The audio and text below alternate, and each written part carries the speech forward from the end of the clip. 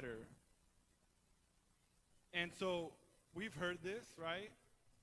That competition is always spending money. You don't have to buy things you don't need to impress people that you don't even like, right?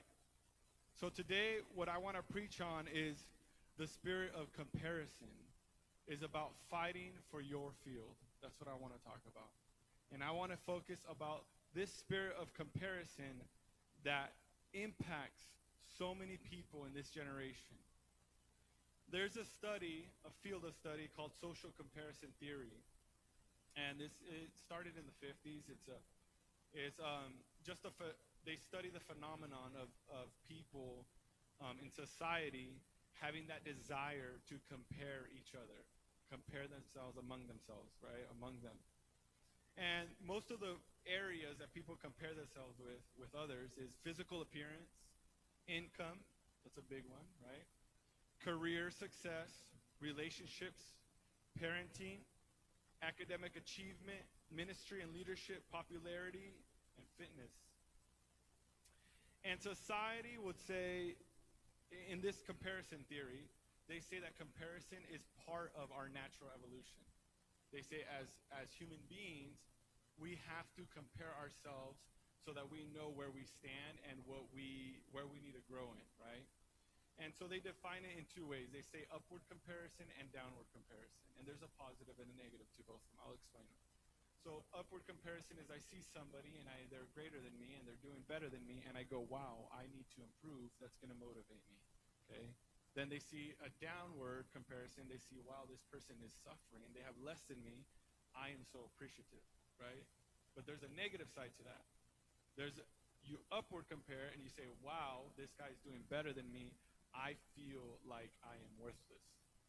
And then a downward, well, wow, this person is worse than me. I am so much better than them. I'm greater than them.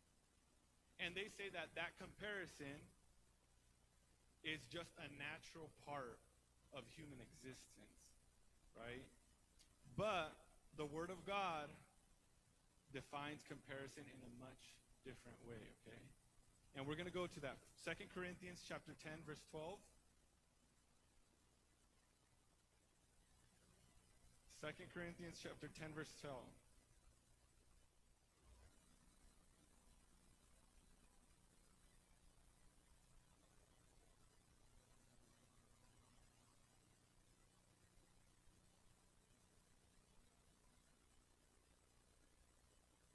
And it reads, "For we do not class ourselves or compare ourselves with those who commend themselves. But they," speaking about the world, okay, measuring themselves by themselves, that means they compare themselves, and compare themselves among themselves, are not wise. Okay, I'm going to repeat that.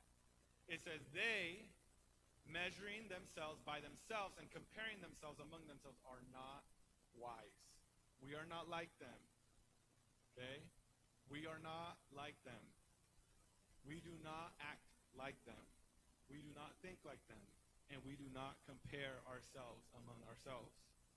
So as much as a social comparison theory, as much as they want to theorize social interactions and the way that we function in society and the need for comparison, as Christians, we do not succumb to that theory. We do not compare ourselves among ourselves. Let me tell you how society works. One of the forms of socialization in this world that we use a lot is Instagram, right?